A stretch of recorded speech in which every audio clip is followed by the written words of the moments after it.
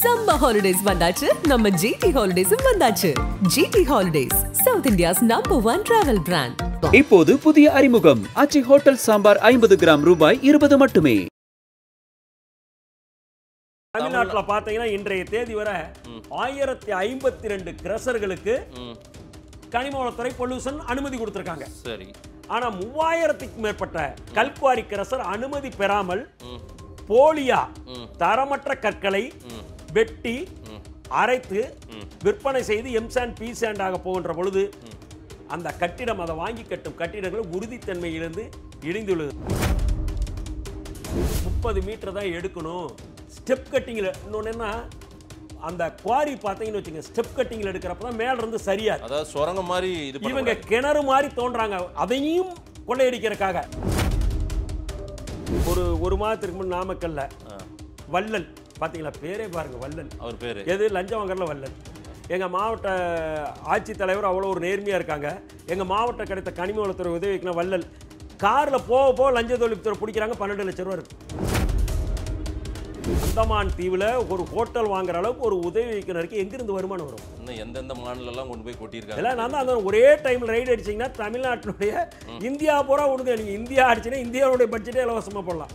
இந்த கனிமம் எல்லா இடத்துலையும் நடக்குதுங்க.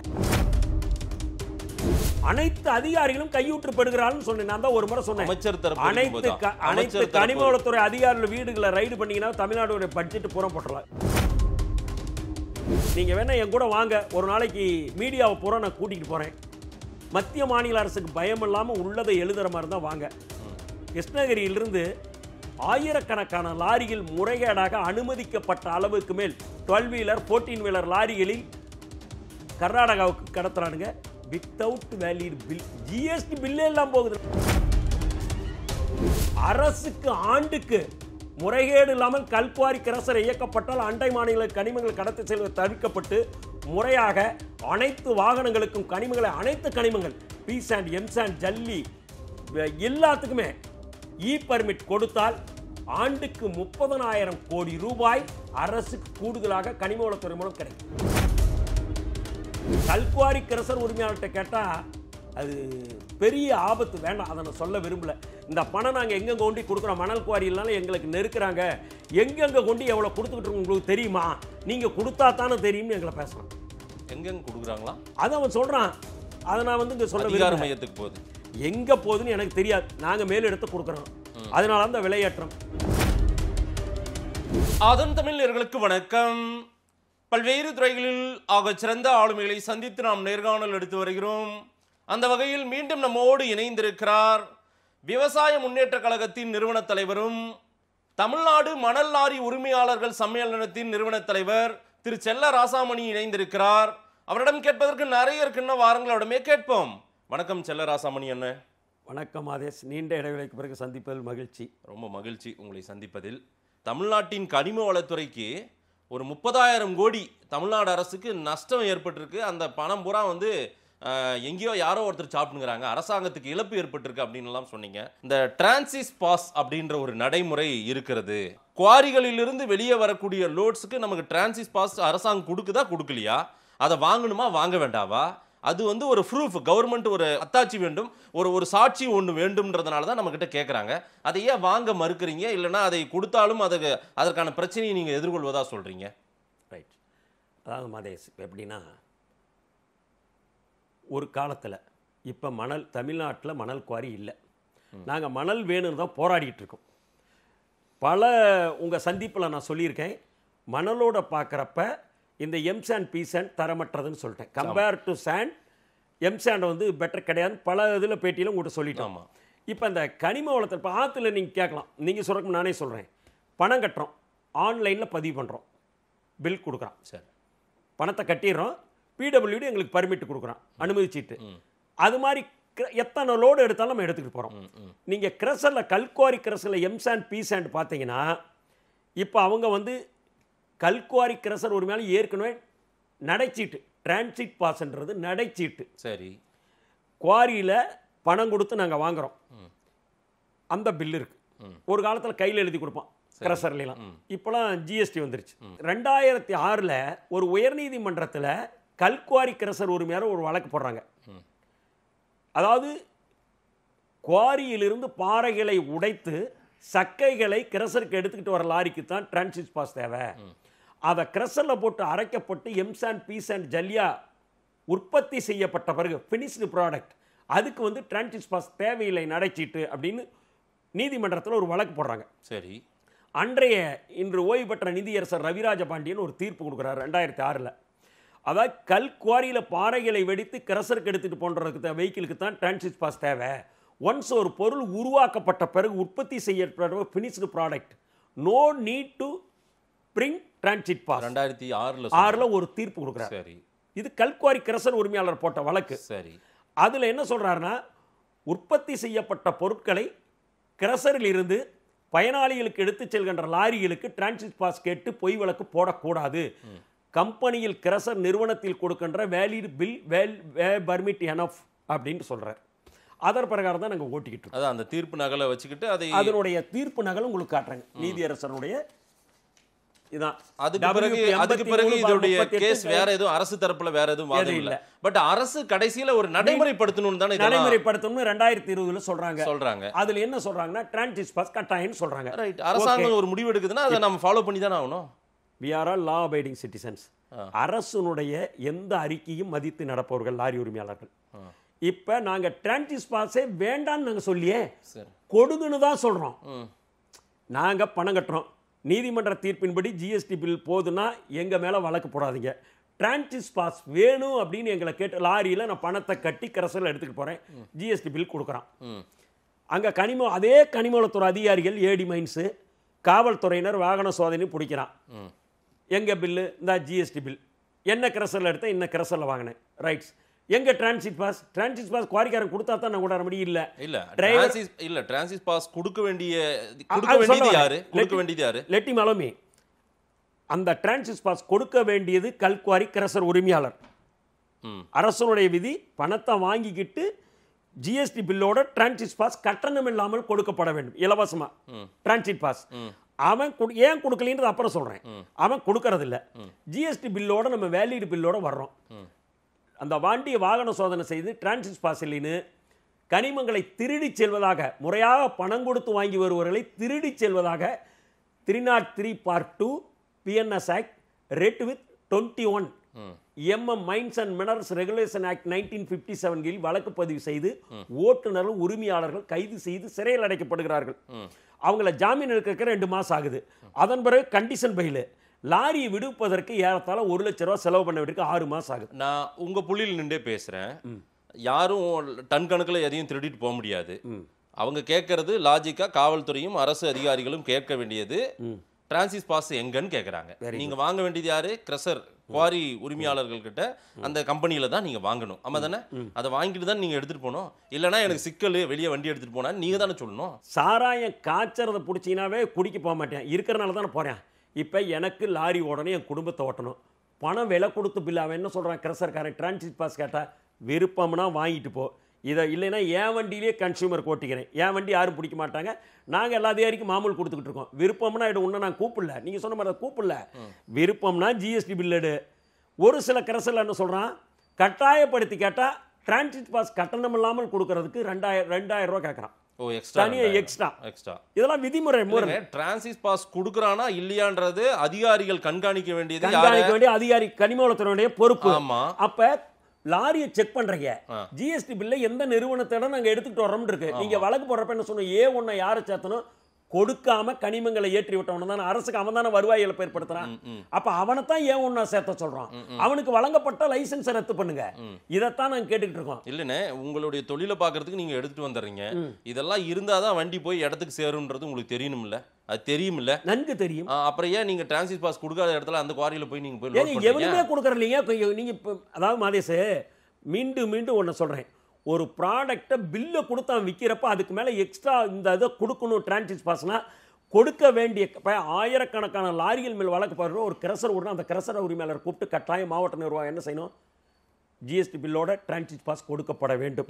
இல்லைன்னா உங்களுக்கு நடவடிக்கை எடுப்போம்னு சொன்னா அவன் கொடுப்பானா இல்லையா? இல்லண்ணே, இதுல பாதிக்கப்படுறது நீங்களா இருக்கீங்க. நாங்க தான் பாதிக்கிறோம். ஆமா, லாரி டிரைவர்ஸோ உரிமையாளர்களோ பாதிக்கப்படுறீங்க.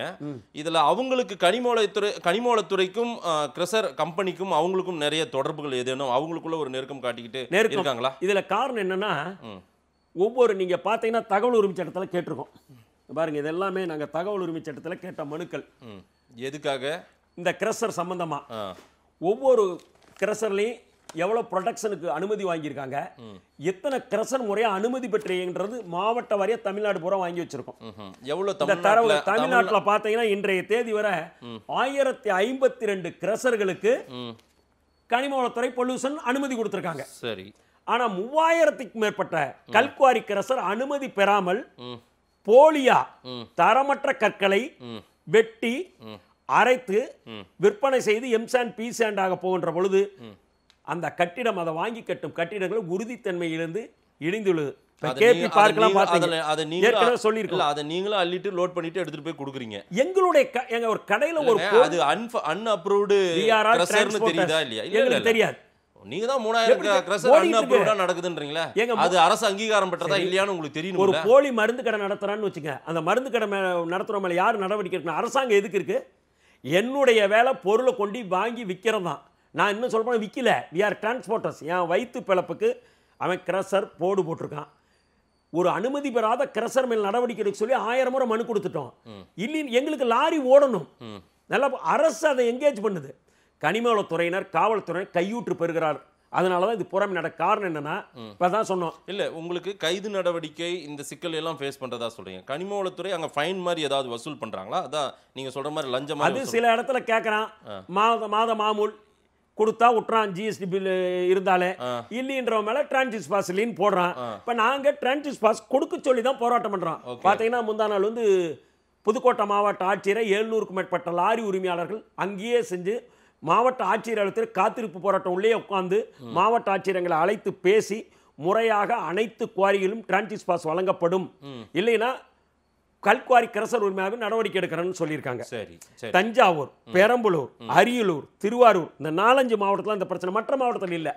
இப்போ இதில் இன்னொன்று பார்த்தீங்கன்னா, எங்களுக்கு இப்போ இதில் என்னன்னா, இப்போ அவன் ஏன் டிரான்சிட் பாஸ் ஃப்ரீயாக கொடுக்க மாட்டேன்றனா, அவனுக்கு ப்ரொடக்ஷன் கெப்பாசிட்டி நீங்கள் ஒரு கிரஷருக்கு பார்த்தீங்கன்னு வச்சுக்க, இன்னைக்கு ஒரு 500 டன் அரைக்கலாம். சரி. அப்போ அந்த 500 டன்னை தானே வெளியில் சேல்ஸ் பண்ண முடியும். 500 டன்னா எத்தனை வண்டியில் ஏற்ற முடியும் பாருங்க. ஒரு வண்டிக்கு 4 யூனிட் 5 டன் வச்சுக்க. ஓகே. 20 5 ஒரு 120 வண்டி, ஒரு 100 வண்டி அனுப்பலாம். அப்போ 100 வண்டி அனுப்புகிற இடத்துல 100 பாஸ் கொடுக்க முடியும், டிரான்சிட் பாஸ். ஆமாம். இவன் என்ன பண்ணுறான்னா, அரசுக்கு பொய்யா வருவாய் இழப்பு ஏற்படுத்தி இவன் கொள்ளையடிக்கிறதுக்காக 500 வண்டிக்கு வெளியில் அனுப்பிக்கிட்டு இருக்கான் டெய்லி. அப்போ 500 டிரான்சிட் பாஸ் அவனால் கொடுக்க முடியாது. இல்லைங்க, டிரான்சிட் பாஸ் மட்டும் வச்சு நம்ம பேச முடியாது. அதைத்தான் பேசணும். இல்லை, நான் என்ன சொல்கிறேன், 100 வண்டி போகிற இடத்துல 500 வண்டி வெளியே போகுதுன்னா ப்ரொடக்ஷன் போகுது. இல்லை, உங்களை செக் பண்ணி உங்கள்கிட்ட டிரான்சிட் பாஸ் இருக்கான்னு கேட்கக்கூடிய கனிமவளத்துறை ஏன் அங்கே போய் ஏன் 100 வண்டி போகிற இடத்துல 500 வண்டி அருமையான கேட்கல? மாத மாமூல் நின்றுவிடும். பல லட்சக்கணக்கில் வாங்குறாங்க ஒவ்வொரு கனிமவளத்துறை அதிகாரிகள். அதாவது 100 வண்டிக்கான லோடு ஏற வேண்டிய இடத்துல 500 கனிம வளங்கள் இதை தடுக்க வேண்டிய வெட்டி எடுக்கப்படுகிறது. இது 500 வண்டிக்கு போகுதுன்னா அப்ப எவ்வளவு வெட்டி எடுக்கிறாங்க? இதை வேடிக்கை தான் பார்க்குறாங்க அதிகாரிகள். ஏங்க, வெட்டி எடுக்கிற சொன்னோம்னு வச்சுங்க, 30 மீட்டர் இருந்து 40 மீட்டர் தான் டெப்த் போகணும். சரி, இதுதான் ஈஸி அனுமதித்துள்ளது. ஒரு டெப்த் போறதுக்கு கனிமவளத்துறை கொடுத்திருக்க அனுமதி 30 மீட்டர் தான் டெப்த் போகணும். அவ்வளோ ஆழந்தான் போகணும். இவன் எவ்வளோ போகிறான் தெரியுமா? 300 மீட்டர். அதனால தான் திருநெல்வேலி, குன்னஞ்சத்திர, கரூர்லாம் மேல் பகுதி பாறை சரிந்து விழுந்து அங்கே பணிபுரிந்த தொழிலாளர்லாம் உயிரிழந்தது நீங்களாம் உங்கள் தொலைக்காட்சியெல்லாம் காட்டினீங்க. இந்த கல்குவாரி கிரஷர் உரிமையாளர்களோட செங்கல்பட்டு மாவட்ட தலைவர்னு நினைக்கிறேன், தனசேகர்னு ஒருத்தர் இருக்கார். அவர் டேர் அண்ட் டெவிலாக அரசாங்கத்தை கடிதம் எழுதுறார். எங்களுக்கு பல விதிமுறைகளை புதுசாக போட்டு நடைமுறைப்படுத்த சொல்கிறீங்க, 30 மீட்டர் தான் எடுக்கணும். ஸ்டெப் கட்டிங்கில் இன்னொன்று என்ன, அந்த குவாரி பார்த்தீங்கன்னு வச்சுங்க, ஸ்டெப் கட்டிங்கில் எடுக்கிறப்ப தான் மேலே இருந்து சரியா, அதாவது சுரங்க மாதிரி இவங்க கிணறு மாதிரி தோன்றாங்க, அதையும் கொள்ளையடிக்கிறதுக்காக. அப்போ என்னதான் சரியுது, இது மாதிரிலாம் செஞ்சாங்களாம் நடத்த முடியாது, நாங்கள் அனுமதிக்கப்பட்ட அளவுக்கு மேல் தான் எடுக்கிறோம், ஸ்டெப் கட்டிங் முறையில் எடுக்கவில்லை, கிணறு பொழிவு தான் எடுக்கிறோம் முற்றிலும் முறைகேடாகத்தான் நாங்கள் கனிமங்களை வெட்டி எடுத்து விற்பனை செய்து வருகிறோம். இதில் வாங்கித்தான் உயர்நீதிமன்ற நீதிபதிகளுடைய வீடுகள், அரசு அலுவலகங்கள், ரயில்வே தண்டவாளத்துக்கு போடும் ஜல்லிகள் அனைத்தும் நாங்கள் திருடி அரசுக்கு ராயல்ட்டி கட்டாமல் விற்பதில் தான் கட்டப்பட்டவர்னு பதிவு தபால் மத்திய அரசு இத்தனை அதிகாரிக்கு அனுப்பியிருக்காரு. இது மீது ஏதாவது நடவடிக்கை எடுத்தாங்களா? செய்யற தப்ப ஒத்துக்கிட்டு கன்ஃபெஷன் ஸ்டேட்மெண்ட் பெட்டிஷனா கொடுக்கணும். இது ஓவரால் ஒரு கரப்டட் நடந்துட்டு இருக்குது, ஒரு பெரிய கரப்ஷன் நடந்துட்டு இருக்கு. இதுல நீங்களுமே சில நேரங்கள்ல உடந்தியா போற மாதிரி தான் எனக்கு ஃபீல் ஆகுது. எங்களுக்கு இதுல எந்த பார்ட்டும் கிடையாது. இல்ல அதுல ஒரு சில பார்ட் இது முறைகேடா நடக்குதுன்னு தெரியுது. அந்த தொழிலை நீங்க செஞ்சாகணும், நமக்கான பொழப்பு அது, வண்டிக்கு நம்ம வந்து மாசமான டியூ கட்டணுன்றதுக்காக நம்ம பண்ணிடுறோம். முறைகேடா நடக்கிற ஒரு விஷயத்துல நம்மளுமே நம்ம பொழப்புக்காக அந்த விஷயத்தை நம்ம செஞ்சுட்டே இருக்கோம்ல. முறைகேடா நடக்குது, அது மேல நடவடிக்கை எடுக்க வேண்டிய கடமை யாருது? அதிகாரிகளுடையது. அந்த அதிகாரிகள் எடுக்கலாம். ஏன் பொழப்போடுறதுக்கு நான் வந்து அரசனுடைய மக்களுடைய ஓட்டை பெற்றுக்கும் மக்களுக்கு சேவை செய்யற கொள்ள நான் என் குடும்பத்தை பார்க்கணும். நான் வந்து வீட்டில் இருக்க ஒரு ப்ராப்பர்ட்டிலாம் அடகு வச்சு தான் லாரி வாங்கி ஓட்டிக்கிட்டு இருக்கோம். இன்னைக்கு ஓட்டுநர்கள் எந்த தப்பும் பண்ணாமல் கனிமத்தை திருடிக்கிட்டு போனதாக வேலிடு பில்லு இருந்து போடுறீங்களே, அவனுடைய நிலைமை எத்தனை இடத்துல வந்து ஓட்டுநருடைய மனைவி கணவன் செய்யாத தப்புக்கு சிறை சென்றனால மனமுறைக்கு தற்கொலை பண்ணிக்கிட்டாங்க தெரியுமா? இது எல்லாமே கனிமவளத்துறையினுடைய IAS அதிகாரிக்கு தெரியுமா, செக்ரட்டரிக்கு தெரியுமா, அமைச்சர் திரு துரைமுருகன் அவர்களுக்கு தெரியுமா? இது எல்லாமே தெரிஞ்சுதான் இதெல்லாம். கனிமவளத்துறை உதவி இயக்குனர் இருந்து இயக்குனர் சரவணவேல் ராஜா வரைக்கும் மாண்புமிகு தமிழகத்தினுடைய நீர்வளத்துறை அமைச்சர் அண்ணன் துரைமுருகனுக்கும் பெட்டிஷன் கொடுத்துருக்கேன். இந்த மாதிரிலாம் முறைகேடு நடக்குது, டிரான்சிட் பாஸ் கொடுக்க மாட்டேங்கிறாங்க, லாரி உரிமையாளர்கள் ஓட்டுநர் மீது கைது செய்ய வழக்கு பதிவு செய்து நடவடிக்கை எடுக்கணும்னு சொல்லிட்டோம். கடந்த வாரம் கூட அமைச்சரை பார்த்து பேசியிருக்கோம். விரைந்து இதுக்கு ஒரு முடிவு கட்டப்படும் இருக்காரு. இது எல்லா பிரச்சனையும் தீரணும்னா இல்லைங்க, இது பெரிய இம்ப்ராப்பரா நடந்துட்டு இருக்குது எல்லாமே. இது அவங்களுக்கு தெரிஞ்சு அவங்களுக்கு போற வரைக்கும் அவங்க போனாலும் இதை ஏன் கண்டுகொள்ளாம அவங்களும் இருக்காங்க. அனைத்து அதிகாரிகளும் கையூற்றப்படுகிறாள்னு சொன்னேன். நான் தான் ஒரு முறை சொன்னேன். அமைச்சர் தரப்பு அனைத்து கனிமவளத்துறை அதிகாரிகள் வீடுகளை ரைடு பண்ணீங்கன்னா தமிழ்நாடு பட்ஜெட் பூரா போட்டுடலாம் ஃப்ரீயா. எப்படி புரியல? அனைத்து கனிமவளத்துறையினுடைய அதிகாரிகள் வீடுகள் அலுவலகங்கள் ரைடு பண்ணீங்கன்னா ஒரே டைம்ல தமிழ்நாட்டுடைய பட்ஜெட் இலவசம் இல்லாமல் போடலாம். அந்த அளவு கொள்ளை நடக்குது. இதை விட்டு நான் வெட்கப்படுறேன் இதை சொல்றதுக்காக. மிகப்பெரிய கொள்ளையை சொல்றீங்களே நீங்க. மிகப்பெரிய கொள்ளை. அதிகாரிகள் ஒட்டுமொத்த ஒவ்வொரு மைன்ஸ் ஏடி சம்பாதிக்கிற கொஞ்சம் நஞ்சம் இல்லை. ஏங்க ஒரு கல்குவாரி கிரசர் அனுமதி இல்லாமல் இயங்கிட்டு இருக்கிற மாதிரி நடவடிக்கை எடுக்கல, என்ன பண்ணுவீங்க? டிரான்சிட் பாஸ் ஒரு பஸ்ஸில் போகிறோம், டிக்கெட் கொடுக்க மறுக்கிறான்றோம். சட்டத்தை நம்ம கையில் எடுத்துக்க முடியாது. அரசினுடைய அதிகாரிட்டு துறையினுடைய அதிகாரி அந்த டிப்போவில் மேனேஜர்கிட்ட சொல்கிறோம், அவர் தான் நடவடிக்கை எடுக்கணும். அப்போ நீங்கள் என்ன இப்போ மக்களை போய் நீ ஏன் டிக்கெட் கொடுக்கல போகிற, நான் ஊருக்கு போய் அவனை பணத்தை கொடுத்து தான் ஏறிக்குவான். மாதேசே இப்போ நம்ம சூழ்நிலை மக்கள்லாம் சாமானிய மக்கள் என்ன ஊருக்கு போகாமல் இருக்க முடியும். அவன் அன்னைக்காவது போய் அவனு பஸ்ஸில் நீ டிக்கெட் கொடுக்கல, இல்லை இறங்கிக்கிறேன், பணத்தை கொடு, டிக்கெட் கொடுக்க மாட்டேன் இறங்கி. எத்தனை கடையில் பொருளை வாங்கிட்டு பில் இல்லாமல் கொடுக்குறான். நீங்கள் சொல்கிறது என்ன, ஏன் பில் இல்லாமல் வாங்குறீங்க? இந்த விழிப்புணர்வுலாம் மக்களுக்கு வர நூற்றாண்டு காலமாகும். இதை செய்யறதுக்கு தான் ஓட்டு போட்டு மக்கள் அரசாங்கத்தை கொண்டு வர்றாங்க. ஆளுகின்ற அமைச்சர்கள் முதலமைச்சர் இதில் கவனம் செலுத்தணும். இப்போ அமலாக்கத்துறை இடி மணல் குவாரியில் ஊழல் நடந்துன்னு ரைடு விட்டீங்க, சோதனை பண்ணீங்க, 4800 கோடி ஊழல் வழக்கு போட்டீங்கல்ல. இந்த கல்குவாரி கிரசலில் ஏன் ரைடு விட மாட்டேங்கிறீங்க? கல்குவாரி கிரசலில் இவ்வளவும் அத்தனை தினசரி நாளிதழ் எல்லாமே. இப்போ பார்த்தீங்கன்னா நாமக்கல்ல எங்கள் மாவட்ட ஆட்சியர் டாக்டர் உமா ஒரு எனக்கு தெரிய ஒரு நேர்மையான மாவட்ட ஆட்சியர்.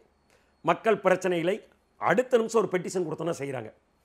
பாருங்கள், சேந்தமங்கலத்தில் ஒரு கல்குவாரி கிரசல் முறைகேடாக நடக்குன்னு அங்கே போய் சர்ப்ரைஸ் விசிட் விட்டு 23 வாகனங்கள் ஜேசிபி டிப்பர் அத்தனையுமே பறிமுதல் பண்ணிட்டாங்களே.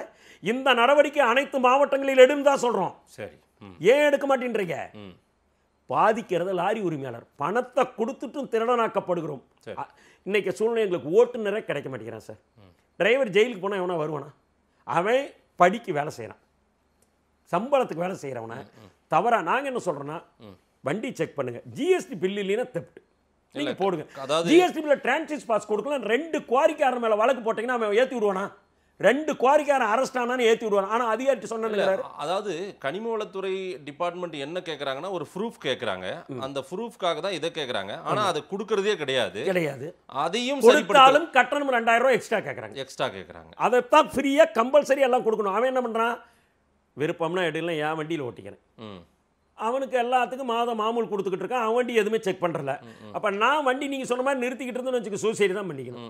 என் பிள்ளை குட்டி எப்படி படிக்கும், வாங்கின கடன் எப்படி கட்ட முடியும்? கனிம வளத்துறை அதிகாரிகள் வீட்டையெல்லாம் ரெய்டு பண்ணாவே தமிழ்நாடு பட்ஜெட் போட்டுடலான்னு நீங்கள் சொல்கிறீங்க. கண்டிப்பாக கனிம வளத்துறை டிபார்ட்மெண்ட் கனிம வள கொள்ளைன்றது எந்த அளவுக்கு போயிட்டு இருக்கு? எத்தனை கோடி அரசுக்கு இழப்பு ஏற்பட்டு இன்னைக்கு பார்த்தீங்கன்னா தமிழ்நாட்டிலேயே அதிகப்படியாக கிருஷ்ணகிரி மாவட்டத்தில் 104 கிரஷருக்கு அனுமதி. சரி, அது கிட்டத்தட்ட ஒரு 500 கிரஷர் ஓடுது. அனுமதியே 104. அதுக்கு அடுத்து பார்த்தீங்கன்னா திருப்பூர் 94 கிரஷருக்கு அனுமதி. அங்கேயும் அனுமதி இல்லாமல் நூற்றுக்கணக்கானது ஓடுது. செங்கல்பட்டு 74, காஞ்சிபுரம் 60 சொல்ற. இது மாதிரி பர்மிஷன், இதுக்கு மேலே பர்மிஷன் இல்லாமல் ஓடிட்டு இருக்கு. இத்தனை கிரஷர் இருந்து குறிப்பாக நீங்கள் வேணால் என் கூட வாங்க, ஒரு நாளைக்கு மீடியாவை பூரா நான் கூட்டிகிட்டு போகிறேன். மத்திய மாநில அரசுக்கு பயம் இல்லாமல் உள்ளதை எழுதுகிற மாதிரி தான் வாங்க. கிருஷ்ணகிரியிலிருந்து ஆயிரக்கணக்கான லாரிகள் முறைகேடாக அனுமதிக்கப்பட்ட அளவுக்கு மேல் 12 வீலர் 14 வீலர் லாரிகளில் கர்நாடகாவுக்கு கடத்துறானுங்க. வித்தவுட் வேலிட் பில், ஜிஎஸ்டி பில்லே எல்லாம் போகுது. நாங்கள் ஜிஎஸ்டி கொடுக்குற வச்சுக்கிட்டு ஓட்டுற ஒண்டி சென்டி அரசு கணக்காட்டுறங்க நீ கேஸ் போட்டுக்கிட்டு வந்திருக்க. அங்கே ஜிஎஸ்டி பில்லோட எதுவுமே இல்லாமல் ஒசூர் பகுதியிலிருந்து கிருஷ்ணகிரி இருந்த கிரஷர் பூராமே கர்நாடகா போயிட்டு இருக்கு. அதிகாரிகளுக்கும் அரசியல்வாதிகளுக்கும் இங்க பாத்தீங்கன்னா தெரிஞ்சதான் நடக்குது. கோவை திருப்பூர் இருந்து பாத்தீங்கன்னா 7-8 செக் போஸ்ட்டை கடந்து தினசரி நூற்றுக்கணக்கான லாரிகள் எங்க கேரளா போகுது, அதானி போர்ட். அங்க தென்காசி திருநெல்வேலி இந்த மாவட்டத்தெல்லாம் பார்த்தீங்கன்னா அத்தனை கிரஷரில் தினசரி தமிழ்நாட்டு வண்டிக்கு 100 வண்டிக்கு லோடு கொடுக்குறான்னா 1000 வண்டிக்கு மத்தளம், குற்றாலம், செங்கோட்டை, புளியரை சோதனை சாவடி வழியாக கேரளாவுக்கு போய்கிட்டே இருக்குது. எல்லாமே பில்லே இல்லாமல் அப்படி போடணும்னு நினச்சாலும் 50 டன்னை ஏற்றி விட்டு 25 டன்னுக்கு பர்மிட். இதை கண்டித்து 2 வருடங்களுக்கு அங்கே ஒரு முன்னாள் சட்டமன்ற உறுப்பினர் அருணன் தலைமையில் நடைபெற்ற போராட்டத்தை நீங்கள் சொன்னீங்களே, சமுதாய அக்கறை உங்களுக்கு லாரிக்காரங்க. நான் அந்த போராட்டத்தில் கனிம வளங்கள் அண்டை மாநிலங்களுக்கு எடுத்து செல்ல தடை விதிக்க வேண்டும் மக்கள் நடத்திய போராட்டத்தில் தமிழ்நாடு மணலாரி உரிமையாளர்கள் என்னோடு என்னோட சம்மேளனத்தின் நிர்வாகிகளும் கலந்து கொண்டு கைது செய்யப்பட்டு மண்டபத்தில் அடைக்கப்பட்டு மாலை விடுதலை செய்யப்பட்டோம். இதான் எங்கள் சமூக உணர்வு. இதுக்கு மேலே நாங்கள் ஒன்றும் பண்ண முடியாது.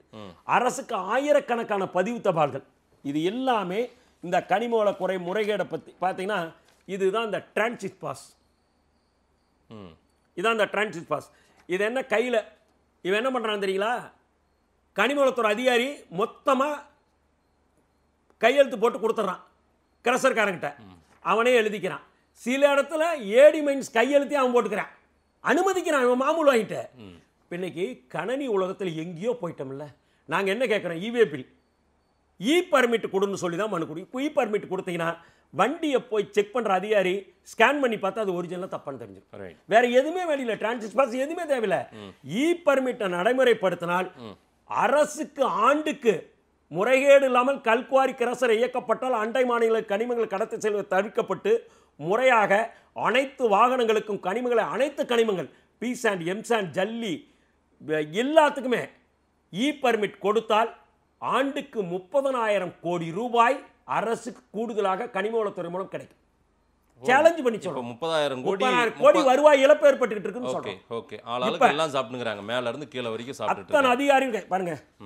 இப்ப பாத்தீங்கன்னா 25/11/2024 இருக்கிற இந்த கொங்கு பெல்ட் இருக்க கிரஷர்காரன் தான் அளவு கடந்த பணக்காரன்.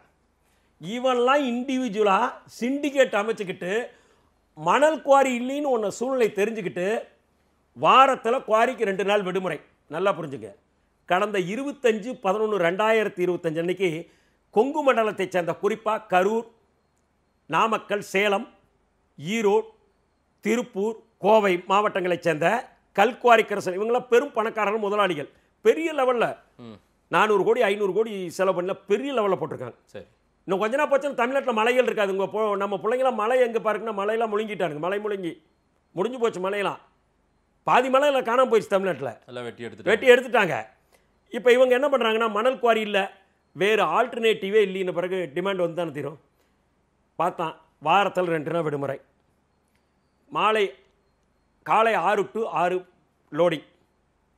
ஒரு யூனிட்டுக்கு ஜல்லி 3000க்கு விற்றது 4000, 4000க்கு விற்ற எம்சாண்ட் 5000, 5000க்கு விற்ற பி சாண்ட் 6000. ஒரு யூனிட்டுக்கு 1000 ரூபாய் ஏற்றி 1/1 1/12/2024 விலையேற்றம் அறிவிச்சுட்டு அன்னையிலிருந்து விலையேற்றிட்டாங்க ஒரு யூனிட்டுக்கு. இதை நாங்கள் அரசனுடைய அனைத்து மாவட்ட ஆட்சித்தலைவர்களுக்கும் பதிவு தபால், மாண்புமிகு முதல்வர், மாண்புமிகு நீர்வளத்துறை அமைச்சர், துறையினுடைய செயலாளர் அனைவருக்கும் பாருங்க இத்தனை பதிவு தபால். இந்த விலையேற்றத்தை குறைக்க வேண்டும். காரணம் என்னன்னா, இதெல்லாம் படிக்கிறாங்களா அவங்க? நான் என்ன சொல்லுவான்னு எதிர்பார்க்குறீங்க? பிரித்து பார்க்குறாங்களா எங்களுக்கு படிக்கிறது? அப்புறம் நாங்கள் அனுப்புகிற பதிவு தபாலை பிரித்து பார்க்க கூட நேரம் இல்லையே. இதெல்லாம் அவங்களுக்கு தெரிஞ்சுதான் நடக்குது. அதுதான் வேதனையாக இருக்குது. இப்போ ஏழை எளியோருக்கு தான் மோடிஜி வீடு கட்டும் திட்டம், கலைஞர் வீடு கட்டும் கனவு திட்டம்லாம் அரசாங்கம் கொடுக்குது மானியத்தோட. அந்த வீடு அப்படி 1000 ரூபாய் ஏற்றி கொள்ளையடிச்சா எப்படி கொடுப்பாங்க?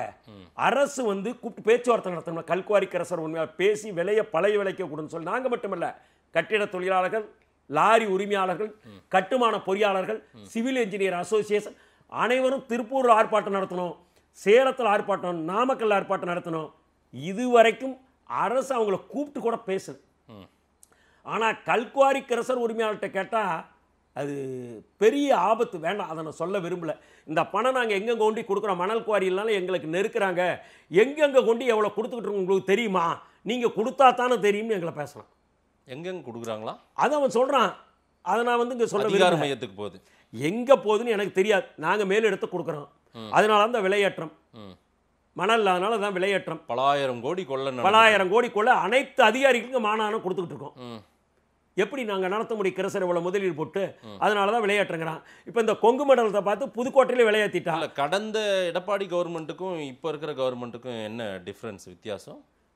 இப்போ அதாவது இந்த கனிம வளத்தை பொறுத்த வரைக்கும் பார்த்தீங்கன்னா, எடப்பாடி தான் அறிவிச்சார் மணலுக்கு மாற்று எம்சாண்ட். அது எனக்கு உடன்பாடு இல்லை. அவர் துவைக்க வச்சுட்டு போனார். மணலை விட எம்சாண்ட் சிறந்ததுன்னு என்றைக்குமே ஏற்றுக்க முடியாது. ரெண்டாவது, மணல் அள்ளிட்டா மீண்டும் ஒரு மழை காலத்தில் வந்து மணல் டெபாசிட் ஆயிரும். மலையெல்லாம் உடச்சி எடுத்துகிட்டா மறுபடியும் அவர் என்ன யாருக்கு அவருக்கு தவறான ஐடியா கொடுத்தாங்கன்னு எனக்கு தெரியல. அது தவறான பாலிசி. ஆனால் மணலை வந்து முறையாக பண்ணாங்க. ஆன்லைனில் போட்டு மெசேஜ் வரும், வந்தால் போயிடும். அதுக்கு சரியாக இருந்து தவறு நடக்கவில்லை. ஒரு சில தவறு நடந்தால் பெரிய லெவலில் நடக்கலை. ஆனால் எம்சாண்ட் பி சாண்டுக்கு வழிவகுத்தது அவர் தான். அதை நாங்கள் வன்மையாக கண்டிக்கிறோம். இன்றைக்கி எம்சாண்ட் பி சாண்ட் குவாரியே இருக்கக்கூடாது. மழை எல்லாமே போயிடும். குறிப்பிட்ட அளவு ஆற்றில் அனுமதிக்கப்பட்ட அளவு மணல் எடுக்கிறதுக்கு அனுமதித்து நிறைய குவாரிகளை திறந்தால் அரசுக்கு வருவாய் கிடைக்கும், பயனாளிகளுக்கும் குறைந்த விலை கிடைக்கும், லாரி ஓட்டுநர் நலன் பாதுகாக்கும். 30,000 கோடி வருவாய் இழப்பு அரசுக்கு ஏற்படுத்தி இன்னைக்கு சொல்றீங்க. இதுவே கடந்த ஆட்சி காலங்களிலும் இதே மாதிரி தானே? எல்லா ஆட்சியிலும் இப்படிதான். இந்த கனிமத்தில் எந்த ஆட்சி வந்தாலும் தலையில் எல்லாமே இப்படிதான் கொள்ள போகுது. கனிம வள கொள்ளை எந்த ஆட்சி வந்து அதிகாரிகள் திருந்த போவதில்லை. அதான் அதிகாரி சொல்றாரு, இந்த மாவட்டத்துக்கு போனால் எனக்கு இவ்வளவு பணம் நான் கொடுத்தான் டிரான்ஸ்ஃபர் வாங்கிட்டு வரேன், ஏன்னா அங்கே வருமானம் எனக்கு அதிகம். அந்த மாதிரி ஒரு அதிகாரி வந்து எவ்வளோ பணம் கொடுத்து டிரான்ஸ்ஃபர் வாங்குறாங்கன்னு ஏதாவது தெரியுமில்ல? இப்போ சற்று முன்பு பேர் சொல்ல வேண்டாம் இல்லைங்க, ஒரு மாதத்துக்கு முன்பு நாமக்கல்ல வள்ளல் பார்த்தீங்களா? பேரே பாருங்க, வள்ளல். அவர் பேர் எது? லஞ்சம் வாங்கறல வள்ளல். எங்கள் மாவட்ட ஆட்சித்தலைவர் அவ்வளோ ஒரு நேர்மையாக இருக்காங்க. எங்கள் மாவட்ட கிடைத்த கனிம வளத்துறை உதவிக்குனா வள்ளல் காரில் போக லஞ்ச தொழில்துறை பிடிக்கிறாங்க. 12 லட்சம் ரூபா இருக்கு அவர்கிட்ட. ஒரு கனிம வளத்துறை உதவிக்குன காரில் 12 லட்சம் எந்த விதமான ஆவணங்கள் இன்றி குவாரிக்காரங்கிட்ட கையூற்றுப்பட்ட பணம் பறிமுதல் செய்யப்பட்டு சஸ்பெண்ட் பண்ணியிருக்காங்க. 12 லட்சம். இத்தனைக்கு நாமக்கல் ஒரு சின்ன மாவட்டம். திருப்பூர், கிருஷ்ணகிரிலாம் பார்த்தீங்கன்னா என்னங்க. அதனால இந்த கனிம வள கொள்ளையை தடுக்கிறதுக்கு ஒரே கனிம வள உதவி இயக்குனர் வந்து கோடான கோடிகளில் திளைக்கிறாங்க. அப்போ ஒரு கனிம வளத்தினுடைய உதவி இயக்குனர் பெயரை சொல்ல விரும்பவில்லை. அந்த துறையில் இயக்குனராக இருந்த ஒருவர் சொன்னார், ஒரு முறை தான் அந்தமான் நிக்கோபார் சென்றிருந்ததாக. அங்கு ஹோட்டல் தங்கிவிட்டு காலையில் வாக்கிங் செட் விட்டு எதிர்த்தாப்பில் நான் தங்கி இருக்கும் விடுதிக்கு எதிர்த்தாப்பில் போய் டீ குடிக்க போனால் ரொம்ப அற்புதமாக இருந்தது அந்த ஹோட்டல். காலையில் ஓனர் யார் என்னன்னு கேட்டேன். தமிழ்நாட்டை சேர்ந்த ஒரு கனிம வளத்துறை இயக்குனருடைய உதவி இயக்குனருடைய ஹோட்டல்.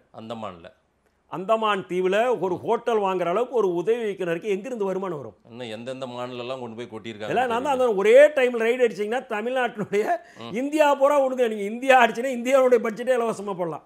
இந்த கனிமம் எல்லா இடத்துலையும் நடக்குது. பெரிய ஷாக்கிங்கான நியூஸ் நீங்கள் சொல்கிறது. நான் ரியல், அதாவது என்ன நடக்குதுன்னு யதார்த்தமாக நான் சொல்கிறேன். ஏன்னா அந்த துறையில் நான் இருக்கேன்னா லாரியில் சொல்கிறோம். இனியாவது அரசாங்கம் முறைப்படுத்தணும். இது எல்லாம் முறைப்படுத்துறதுக்கு ஒரே வரி இ-வே பில், இ பர்மிட் கொண்டு வந்த முறைகேடு இல்லாமல். அதே மாதிரி அண்டை மாநிலங்களுக்கு கனிமங்கள் எடுத்து தடை விதிக்கணும்.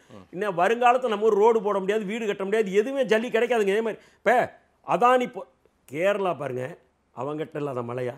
ஒரு மலையை கூட அங்கே உடைக்க முடியாது. ஒரு எம்சான் பீசான் கிரஷர் கிடையாது. காரணம், இயற்கை வளங்கள் பாதுகாக்கப்படுகிறது. ஆனால் அந்த அரசு அங்கே இருக்க கழிவெல்லாம் கொண்டாந்து இங்கே கொட்டுறேன். உயர்நீதிமன்றம் கண்டிச்ச பிறதான் மதுரை கிளை அதை அப்புறப்படுத்தினாங்க. ஆனால் நம்மளுடைய கனிமங்கள் போகிறோம் தாராளமாக அங்கே போகிறோம், நமக்கு கிடைக்கல. இப்போ அவன் வந்து என்ன சொன்னாலும் கிடைக்காதனால அதிக விலை கொடுக்குறான். ஒரு யூனிட்டுக்கு அவன் கொடுக்குற விலை நம்மளால், அதனால என்ன பண்ணுறான், நம்ம லாரி போய் 2 நாள் நிற்குது, அவனுக்கு உடனே லோடு பண்ணுறான்.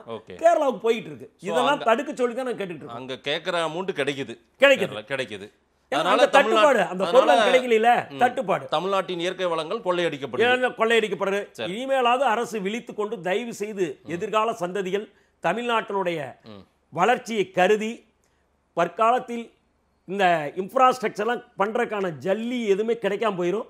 இதை தடை செய்து முறையாக பெர்மிட், வே பில் கொடுத்து கனிமவளத்துறை முறைகேடு இல்லாமல் இதை நடத்தினால் ஆண்டுக்கு 30,000 கோடி ரூபாய் அரசுக்கு வருவாய் கிட்டும். டாஸ்மார்க்கே இழுத்து மூடிடலாம். மக்களும் பார்க்குறாங்க, மக்களும் விழித்து கொள்ள வேண்டிய நேரம் இது. இல்லைன்னா நாட்டில் தமிழ்நாட்டில் மலைகளே இருக்காதுன்னு வேற நீங்க வேற சொல்லிட்டீங்க. அப்படி ஒரு பாதி மலையெல்லாம் முழுங்கிட்டாங்க.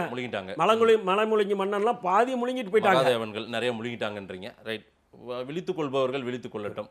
நம்ம முக்கியமாக இன்னொரு விஷயமும், இந்த PSCL முறைகேடு குறித்து நீங்கள் வந்து இதை முன்னெடுத்து பல போராட்டங்களை எடுத்துட்டு இருக்கீங்க. தமிழ்நாட்டில் வந்து நிறைய பேர் இதை முதலீடு பண்ணியிருக்காங்க. கிட்டத்தட்ட 10,000 கோடி முதலீடு பண்ணியிருக்கிறதா சொல்றீங்க. தமிழ்நாட்டில் 1 கோடி பேர் முதலீடு பண்ணியிருக்கிறதா சொல்றீங்க. இந்த முறைகேட்டுக்கான அந்த பணம் இன்னும் திரும்ப வாங்க முடியல. நம்ம இதை பற்றி கூட ஏற்கனவே பேசணும். இந்த ஆருத்ரா மாதிரி இது, அதாவது 20,000 ரூபா கட்டினா உனக்கு 10,000 ரூபா சேர்த்து கொடுக்குறோன்னே நம்ம ஆளுங்க பூரா கட்டாங்க. அப்படி நடந்தது தான் நான் நினைக்கிறேன். தயவு செய்து மாதேஷ், எல்லா மீடியா பத்திரிகை உங்களுடைய பேட்டியில் கேட்டுக்கிறேன், முறைகேடு இல்லாமல் இந்த நிறுவனம் நடைபெற்றது. எல்லா இடத்துலையும் ஆருத்ராலும் முறைகேடு, உங்க பணம் போடுங்க திருப்பி தரணும், ஏமாத்திட்டு போயிட்டான். இந்த நிறுவனம் அப்படி கிடையாது. அதாவது எப்படின்னா 1983 ஒரு பால் வியாபாரி நிர்மல் சிங் பாங்கு என்பவர் ராஜஸ்தான தலைமையிடமா கொண்டு அன்னைக்கு இந்த நிறுவனத்தை தொடங்குறார். ஃபர்ஸ்ட் BGF பேர்லெஸ் ஃபாரஸ்ட் அவர் தொடங்குறது, பேர்லெஸ் கிரீன் ஃபாரஸ்ட் இதுதான் தொடங்குறார். 96 தலைமையிடத்தை டெல்லிக்கு மாற்றி பேர்லெஸ் அக்ரோடெக் கார்பரேஷன் லிமிடெட்னு மாற்றார். பேர்லெஸ் அதான். இது வந்து அவங்களுடைய அறிவிப்பு நோக்கம், எங்கள் நிறுவனத்தில் நீங்கள் முதலீடு செய்தால் நாங்கள் தரிசு நிலங்களை வாங்கி மேம்பாடு செய்து மரங்களை வைத்து உங்களுக்கு கொடுப்போம். நிலம் வேண்டாம் என்பவர்கள் முதலீட்டு பணம் முதிர்ச்சி தேதியில் முதலீட்டு பணத்துடன் வட்டியும் சேர்த்து பெற்றுக்கொள்ளலாம். இதுதான் அவங்களுடைய. அது மாதிரி கொட்டு நிலத்தை வந்து கொடுத்துருக்காங்க. அந்த மாதிரி 3 பீரியட் கொடுக்குறாங்க. 3 பீரியட் கொடுக்குறாங்க. 5 இயர்ஸ் ஒன்ஸுக்கு 83 3 பீரியட்ல கொடுத்ததுனே. இவங்களுடைய வளர்ச்சி பார்த்தீங்கன்னா இந்தியா பூரா 5,85,00,000 முதலீட்டாளர்கள் 49,100 கோடி ரூபாய் முதலீடு செஞ்சிருக்காங்க. தமிழ்நாட்டில் மட்டும் 1 கோடி முதலீட்டாளர்கள் 100 கோடி 10,000 கோடி முதலீடு பண்ணியிருக்கான். இப்போ இந்த SEBI stock exchange board of India அவங்க வந்து ஸ்டாக் மார்க்கெட்டை கவனிக்கிறதா வேலை. இவன் பார்த்தா நம்மளை விட இவன் பெரிய ஆள். தனியார் வந்து என்னடா 50,000 கோடி முதலீடு பெற்றிருக்கான் பப்ளிக்ல, இதை நிறுத்தணும் அப்படின்ட்டு ராஜஸ்தான் உயர்நீதிமன்றத்தில் ஒரு வழக்கு போடுறான் 2002. உயர்நீதிமன்றத்தில் இதை பப்ளிக்ல ஃபண்டுக்கு வாங்குறத வந்து தடை பண்ணு போடுறான். அவர் ராஜஸ்தான் நீதிமன்ற நீதியரசர் என்ன சொல்றாருன்னா, இது ஆவணங்களை பரிசீலித்த வகையில் முறையாக கம்பெனி சட்டம் 1956 பதிவு செய்யப்பட்டு மத்திய அரசால் அங்கீகரிக்கப்பட்டு நடத்தப்படுகிறது. சரி, எந்த முதலீட்டாளரும் எங்களிடம் முதலீட்டு பணத்தை வாங்கி கொண்டு ஏமாத்தி விட்டார்கள் திருப்பி தரணும் எங்கும் இந்தியாவில் நாடு முழுவதும் எந்த மாநிலத்திலும் காவல் நிலையத்தில் புகார் கொடுக்கப்படவில்லை, நீதிமன்றத்தில் வழக்கில்லை. எனவே இந்த வழக்கு தள்ளுபடி செய்யப்படுகிறது. தொடர்ந்து இந்த நிறுவனம் முதலீடை பெறலாம். மகத்தான தீர்ப்பு. சரி, இதுக்கு மேலே சும்மா இல்லை, மீண்டும் சுப்ரீம் கோர்ட்டில் மேல்முறையீடு பண்றாங்க, அப்பீல். அந்த அப்பீல ஒரு முதலீட்டாளருக்கு பெருத்த அதிர்ச்சி கிடக்கமான ஒரு தீர்ப்பு 2/2/2016 அன்று உச்சநீதிமன்றத்தின் நீதிபதி ஒரு தீர்ப்பு கொடுக்கிறார். இந்த நிறுவனம் பொதுமக்களிடமிருந்து முதலீடு பெறுவதற்கு தடை விதிக்கப்படுகிறது, செயல்படக்கூடாது. அதிலேயே சோகமானதில் ஒரு நல்ல தீர்ப்பு.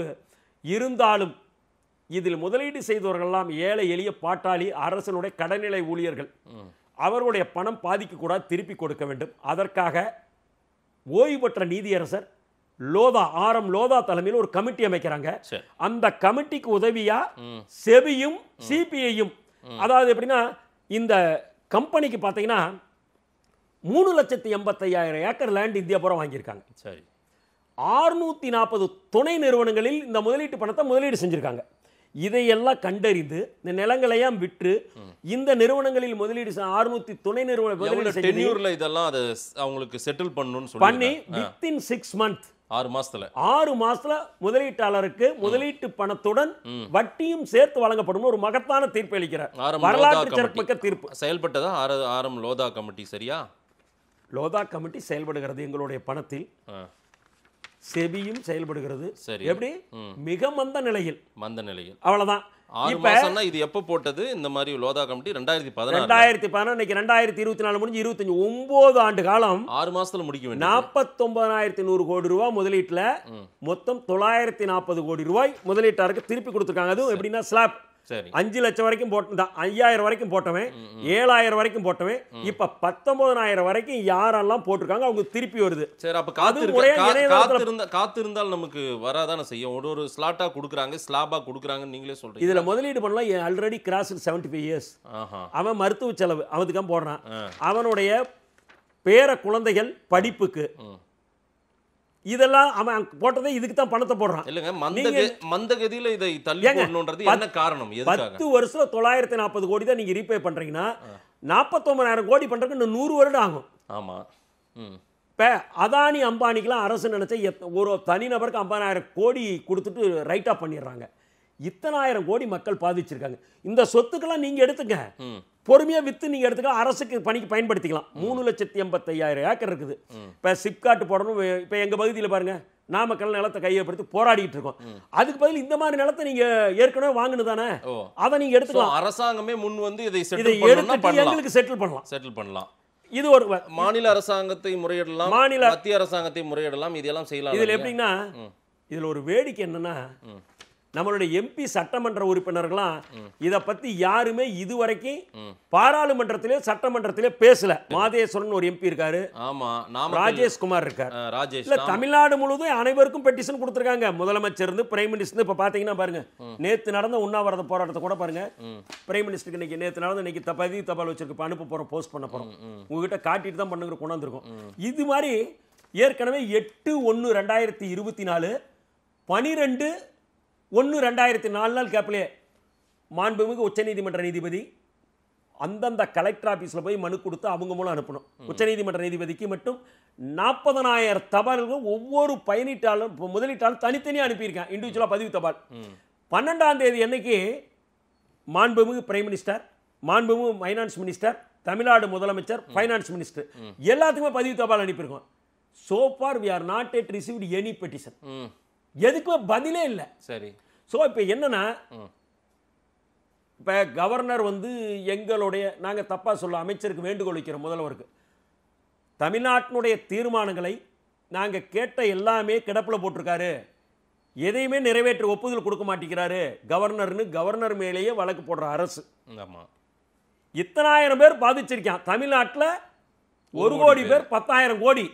முதலமைச்சர் இதுக்கு ஒரு தனியாக ஒரு ஜிஓ போட்டு உடனடியாக அரசு ஸ்பெஷல் அட்வொகேட், இதுக்குன்னு சிறப்பு வழக்கறிஞரை உச்சநீதிமன்றத்தில் இந்த வழக்கை விரைந்து முடிப்பதற்கும் லோதா கமிட்டிக்கு உதவியாக அசிஸ்ட் பண்ணி இந்த வழக்கை சீக்கிரம் முடிச்சு விரைந்து கொடுக்கறதுக்கு ஒரு ஸ்பெஷல் ஜிஓ போட்டு ஒரு வழக்கறிஞர் குழு நியமிக்கலாம்.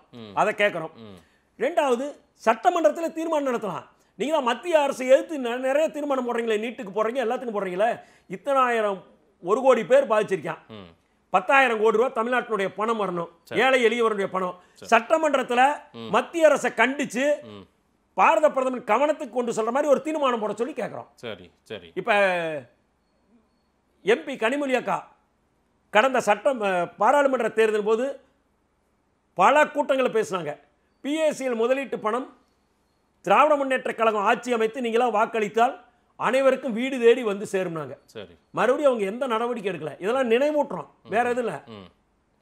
இல்லை, நான் என்ன கேட்குறேன், இந்த 10,000 கோடி 1 கோடி பேருடைய முதலீடு இப்போ என்னவாக போகிறது? ஒரு கொஸ்டின் மார்க், கேள்விக்குறியா இருக்குது.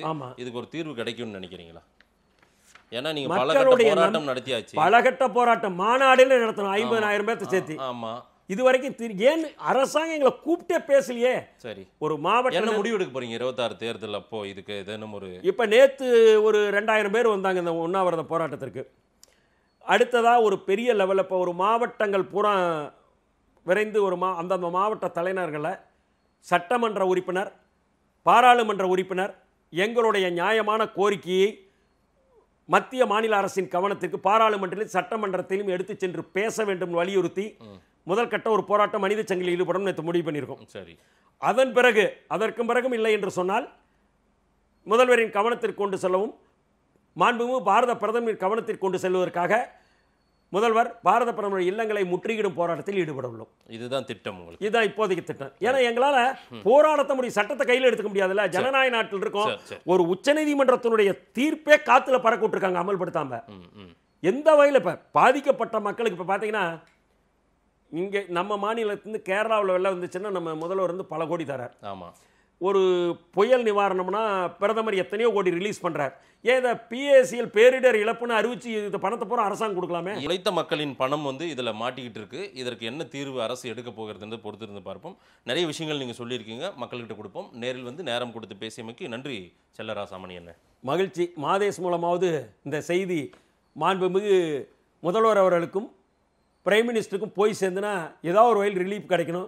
அதே மாதிரி இந்த கனிம வளங்கள்லாம் முறைப்படுத்தப்பட்டு நடத்தினா ஏதோ ஒரு 30,000 கோடி அரசும் கிடைக்கும். லாரி உரிமையாக ஓட்டுநர் எங்க வாழ்வாதாரம் பாதுகாக்கணும். நல்லதே, அதுக்காக உங்க மூலம் ஒரு முயற்சி. நல்லதே நடக்கும். மக்கள்கிட்ட கொடுப்போம். நன்றி.